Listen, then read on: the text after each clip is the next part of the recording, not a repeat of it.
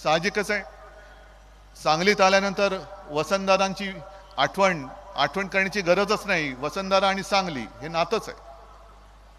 वसंतदादा, त्याच्यानंतर पतंगराव. मी वसंतदादांच्या वेळेला तर लहान होतो, पण शिवसेना प्रमुख आणि वसंतदादांचे ऋणानुबंध मला आजही आठवत आहेत. म्हणजे एक दादरमध्ये कुठला तरी एक कार्यक्रम होता आणि त्या कार्यक्रमात शिवसेना प्रमुख बोलले होते वसंतदादांना की दादा आता हे सगळं खूप झालं, आता महाराष्ट्राच्या चाव्या तुम्ही तुमच्या हातात घ्या. योगायोग असेल काही असेल, त्या कार्यक्रमानंतर वर्ष 6 महिन्यामध्ये वसंतदादा आपल्या राज्याचे मुख्यमंत्री झाले होते. म्हणजे पक्ष ठीक आहे, तुम्ही काँग्रेसमध्ये, आम्ही शिवसेनेमध्ये.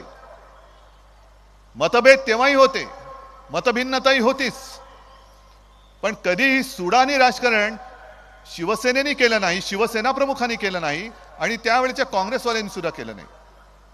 म्हणूनच आज काँग्रेसची लोक आणि राष्ट्रवादीची लोक माझ्यासोबत का येऊ शकतायत? पवार साहेब आणि शिवसेना प्रमुखांचं नातं जगजाहीर आहे.